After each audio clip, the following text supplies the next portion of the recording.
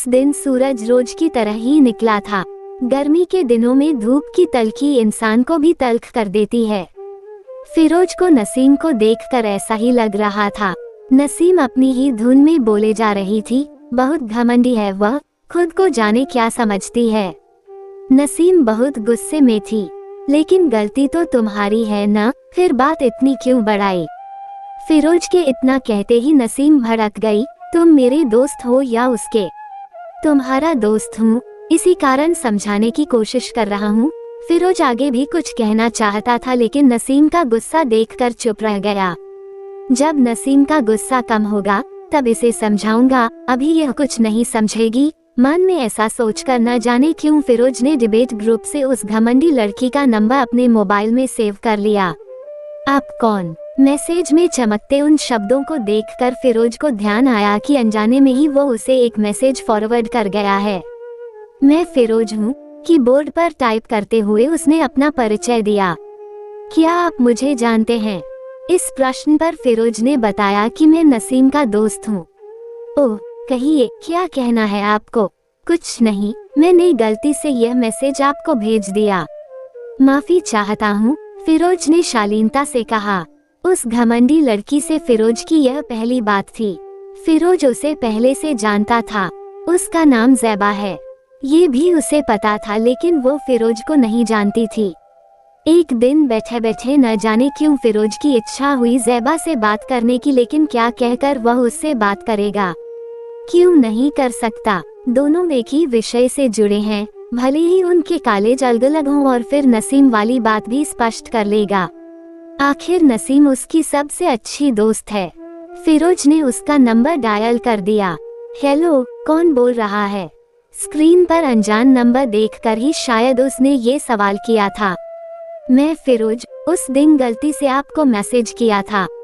नसीम का दोस्त, फिरोज ने परिचय दिया। कहिए कैसे फोन किया? ज़ैबा ने मधुर मगर लहजे को सपाट रखते हुए सवाल किया। जी, बस यूं ही। दरअसल हम दोनों के विषय एक ही हैं। अचानक फिरोज को लगा कि वो बेवजह का कारण बता रहा है। दरअसल उस दिन गलती नसीम की थी मगर वह दिल की बुरी नहीं, आप उसके लिए कोई मुगालता मत रखिएगा। मैं जानती हूँ कि वह अच्छी है, वह तो बस उसका लहजा मुझे पसंद नहीं आया। ज़ैबा से थोड़ी देर बात कर फिरोज ने फोन रख दिया। ज़ैबा की शालीनता से वो काफी प्रभावित हुआ। धीरे धीरे दोनों की बातें बढ़ने लगी। फिरोज ने महसूस किया कि ज़ैबा से बात करके उसे अच्छा लगता है। ऐसा नहीं था कि ज़ैबा से पहले उसने लड़कियों से बात नहीं की थी, मगर ज़ैबा में कुछ अलग था। सबसे बड़ी बात उसमें और ज़ैबा में स्वभाव में काफी समानता थी। ज़ैबा खूबसूरत होने के साथ काफी समझदार भी थी। उससे बात करते हुए फिरोज को समय का एहसास भी न होता था। एक रात दोनों चैटिंग कर रहे थे। ज़ैबा ने फिरोज को वीडियो कॉल कर दी। ये पहला मौका था दोनों का एक दूसरे से रूबरू होने का। फिरोज एकटक ज़ैबा को देखता ही रह गया। ज़ैबा ने खिलखिला कर पूछा, क्या हुआ आपको? ऐसे क्या देख रहे हैं? फिरोज कहना तो बहुत कुछ चाहता था लेकिन अभी कुछ कहना शायद जल्दबाजी होती, इसलिए सिर हिलाकर मुस्कुरा दिया। थोड़ी देर बात करने के बाद ज़ैबा ने गुड नाइट कहते हुए फोन काट दिया। फिरोज कॉल कटने के बाद भी काफी देर तक मोबाइल स्क्रीन को देखता रहा और फिर बेख्याली में मुस्कुराते हुए उसने स्क्रीन पर एक चुंबन जड़ दिया। न जाने क्या है उसमें जो मुझे अपनी तरफ खींचता है। आईने में बाल संवारते हुए फिरोज खुद से ही सवाल कर रहा था। कॉलेज जाने के लिए बाइक स्टार्ट करने के पहले फिरोज ने मोबाइल में मैसेज चेक किए। मैसेज तो कई थे, बस ज़ैबा का ही कोई मैसेज ना था। फिरोज थोड़ा मायूम हुआ, कहीं यह एक तरफा मोहब्बत तो नहीं? न, काश वह भी मेरे बारे में ऐसा ही सोचती हो। मन ही मन सोचकर फिरोज ने बाइक स्टार्ट की ही थी कि मोबाइल पर किसी की कॉल आई। जेब से मोबाइल निकाला, अरे ये तो ज़ैबा है। आसमान की तरफ देखकर धड़कते दिल को काबू में कर फिरोज ने फोन उठाया। हेलो, क्या कर रहे हो? उधर से ज़ैबा का स्वर न जाने क्यों फिरोज को उदास सा लगा। हेलो, मैं कुछ नहीं कर रहा, तुम बताओ? फिरोज फिक्रमंद हुआ। कॉलेज जा रहे होगे ना? मैंने तो बस यूं ही कॉल कर लिया था। ज़ैबा, तुम उदास क्यों हो? क्या हुआ है? फिरोज अब परेशान हो गया। मैंने एक कंपटीशन से अपना नाम वापस ले लिया, कहती हुई ज़ैबा हिचकियां लेकर रोने लगी। फिरोज ने बाइक किनारे खड़ी की और एक पेड़ के सहारे खड़ा हो गया। तुम मुझे पूरी बात बताओ ज़ैबा, क्या और कैसे हुआ? फिरोज काफी संजीदा हो गया था। ज़ैबा ने रोते रोते सब बता दिया कि किस तरह चीटिंग करके उसकी जगह किसी और को फाइनल में भेजा जाएगा। ज़ैबा, अब तुम उस बारे में बिल्कुल मत सोचो, मैं हूं ना तुम्हारे साथ। ऐसे बहुत कंपटीशन मिलेंगे तुम्हें। फिरोज का मन कर रहा था कि वो किसी तरह ज़ैबा के पास पहुंचकर उसे संभाल ले। उसकी एक एक हिचकी पर फिरोज का दिल बैठा जा रहा था। आखिरकार उसने पूछ ही लिया कि तुम कहाँ हो इस वक्त? घर पर, ज़ैबा ने छोटा सा जवाब दिया। चांदनी चौक आ सकती हो, कहीं बैठे? नहीं। उफ, फिर कैसे संभालूं इसे मैं? मगर फिर भी फिरोज उससे बातें करता रहा जब तक ज़ैबा नॉर्मल नहीं हो गई। अब क्या करूं? कॉलेज का टाइम तो मोहतरमा ने निकलवा दिया और मिल भी नहीं रही। नकली गुस्से में फिरोज ने ज़ैबा से कहा तो ज़ैबा ने भी शौकी से जवाब दिया, तो चले जाते, हमने कोई जबरदस्ती तो नहीं पकड़ा था आपको। मैं कुछ कहना चाहता हूँ ज़ैबा, मगर डरता हूँ कहीं ये जल्दबाजी तो नहीं होगी। आज फिरोज दिल की बात जुबां पर लाना चाहता था। मैं समझी नहीं, क्या कहना है आपको? ज़ैबा की आवाज से लग रहा था जैसे वो समझकर भी अनजान बन रही है। कह दूं? जी, कहें। आई लव यू ज़ैबा, मैं बहुत स्ट्रॉन्ग फीलिंग महसूस कर रहा हूँ तुम्हारे लिए। जवाब में दूसरी तरफ खामोशी छा गई। ज़ैबा, क्या हुआ? नाराज हो गई क्या? कुछ तो कहो। देखो, मैं जो कह रहा हूँ सच है और मैं इसके लिए सॉरी नहीं बोलूँगा।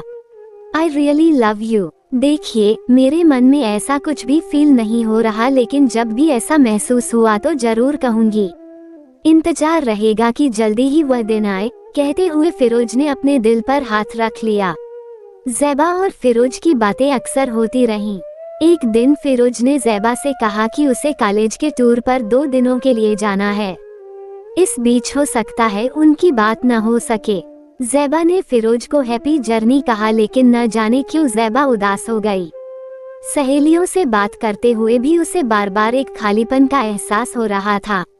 उसके अनमनेपन के लिए सहेलियों ने टोका भी, लेकिन ज़ैबा उनसे क्या कहती।